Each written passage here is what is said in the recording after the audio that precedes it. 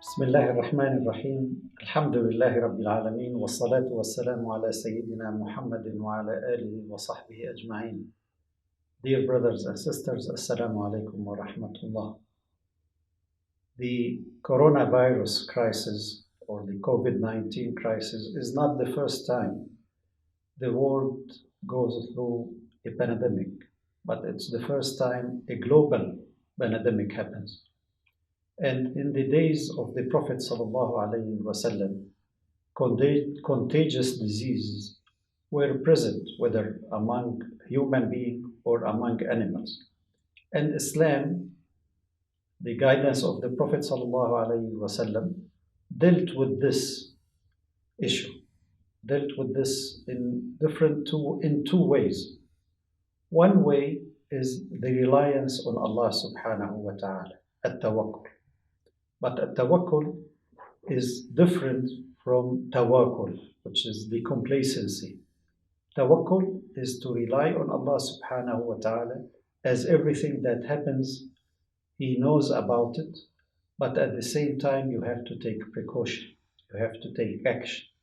And we all remember the story of a Bedouin who left his camel at the doors of the mosque of the Prophet sallallahu alaihi wasallam, and when the Prophet was told by the Bedouin that his camel was lost, he said to him, "Didn't you tie it?" He said, "No, I relied on Allah subhanahu wa ta'ala to keep my camel for me." The Prophet sallallahu alaihi wasallam answered them, "Aqilha wa tawakkal." Tie your camel and rely on Allah subhanahu wa ta'ala. And there are certain measures that the Prophet sallallahu alaihi wasallam guided us to follow in times like this.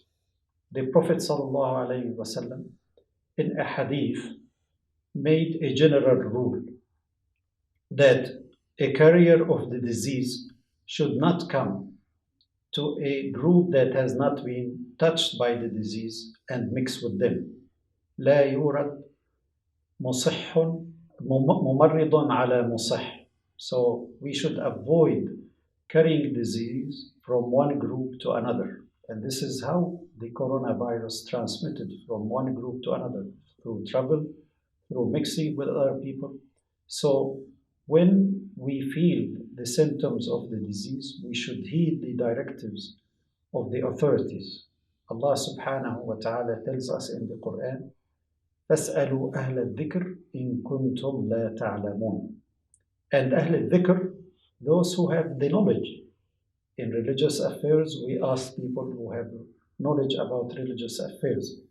In medical affairs, we should resort to doctors and experts and follow their guidance, follow what they tell us, because they are the most knowledgeable about these issues.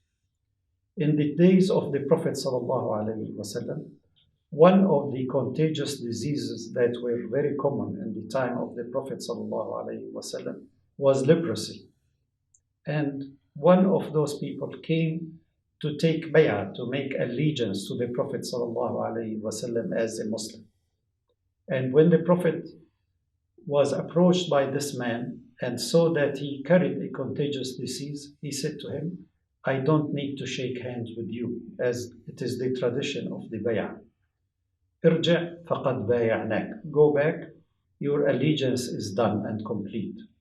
Why the Prophet ﷺ did this? To set an example that we should avoid putting ourselves under risk. For Allah subhanahu wa ta'ala in the Quran says, وَلَا تُلْقُوا بِأَيْدِيكُمْ إِلَى التَّهْلُكَةِ. Do not lead yourself to cause damage to yourself or to others around you. So seeking protection after relying on Allah subhanahu wa ta'ala is done through following the guidance of the medical profession. And something like this happened in the 18th years of Al-Hijr. This is what is called in the history Ta'un Amwas. It is a plague that happened in the 18th year of the Hijrah, 7 years after the death of the Prophet sallallahu alaihi wasallam. The Muslim army was what is known today in Palestine, and led by Abu Ubaidah ibn al-Jarrah. In the army was Mu'adh ibn Jabal and Amr ibn al-As. When the plague started and people started falling, Umar ibn al-Khattab radiallahu anh, who was in Medina at the time, learned about this, and he sent a message basically telling Abu Ubaidah to come to Medina.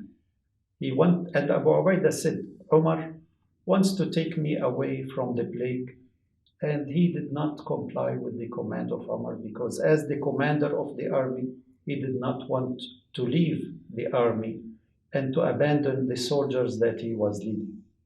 But later, Amr ibn al-As, when the casualties or the fatalities were mounting, they said to the people of the army, let me tell you this, if we remain where we are, this is an infested area. We should all leave our position, leave the place we have camped, and go to the mountains where cleanliness is available. And this is what was done. People left where they were, and they were saved by this action. And Umar, when he heard what Amr ibn al-As advised the army, was very pleased with the action of Amr ibn al-As radiallahu anhu. This is an example from the time of the Prophet sallallahu alaihi wasallam, from the time of the Sahaba, how they dealt with these issues. Contamination, infestation should be resisted, not with reliance on Allah subhanahu wa ta'ala and recklessness, but with reliance on Allah subhanahu wa ta'ala and observing the measures that the Prophet sallallahu alaihi wasallam commanded, and within the limitation that all the medical profession advises us about. We have seen, for example, in this current situation, mosques being closed, Jumu'ah not being held. And some people, including me, feel that this is unprecedented case. It is very dear to our heart to see that mosques are closed or Jumu'ah not being held. But at the same time, we have a hierarchy of importance, and the saving human beings, saving human life takes precedence over anything else. Ensuring the safety of the community, the safety of society takes precedence over all of this.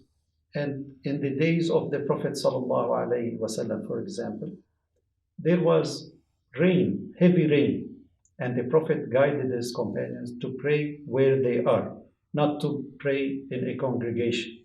And we live through times that are more dangerous, more difficult. So leaving the mosque without prayers is something that it's a price, a dear price that we have to pay, but we must ensure the safety of the Muslims, the safety of the Muslim community, the safety of the community at large. And this is following the guidance of the Prophet sallallahu alaihi wasallam and the Sahaba. I pray to Allah subhanahu wa ta'ala to protect all of us and to ensure the safety of every one of us and to bring safety to the community and to the whole nation, inshallah. Wassalamu alaikum wa rahmatullahi wa barakatuh.